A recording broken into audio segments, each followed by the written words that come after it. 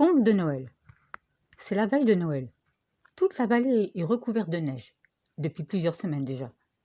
La forêt semble magique sous son épais manteau blanc. Seule la bise souffle et c'est bien le seul bruit que l'on entend. Les sapins, les mélèzes, les chênes et les châtaigniers secouent leurs lourdes branches et éparpillent des milliers de flocons. La tempête s'est levée et la température a encore baissé.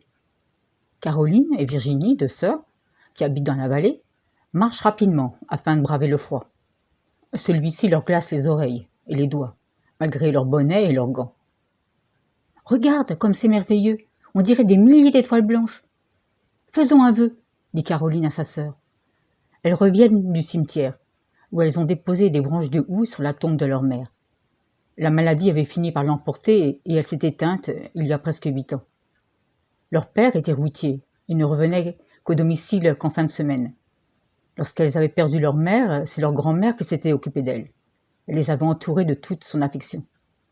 Elles accélèrent le pas. Le vent glacial les gifle au passage. Soudain, elles perçoivent de faibles cris en passant devant un taillis. Elles s'approchent et découvrent 3 chatons affamés, les yeux encore fermés dans un carton ouvert. Elles sont écœurées. Quel est le tortionnaire qui a pu abandonner ces petites créatures sans défense? Avec un froid pareil, elles n'avaient aucune chance de s'en sortir idem. Mais qui sait, peut-être que l'esprit de Noël s'en est mêlé. En tous les cas, la chance leur a souri. Heureusement que les 2 sœurs passaient par là. Caroline et Virginie prennent délicatement les pauvres chatons dans leurs bras afin de les réchauffer, dans un premier temps, puis les caressent afin de les rassurer. Puis elles emportent le carton.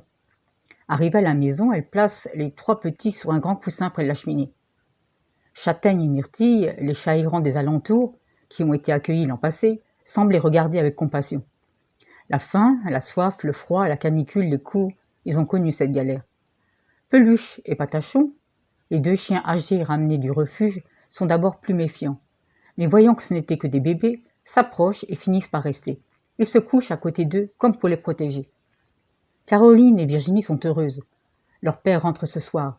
Il passera prendre la brave mamie qui partagera le repas et la soirée avec eux.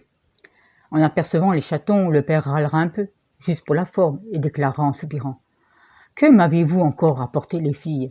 Puis s'attendrira sur les petites boules de poils.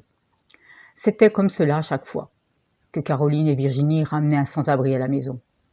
Un coin pour s'abriter du froid ou de la chaleur, un endroit pour dormir, un repas, de l'amour et encore de l'amour, que ce soit animal ou humain, chacun y a droit.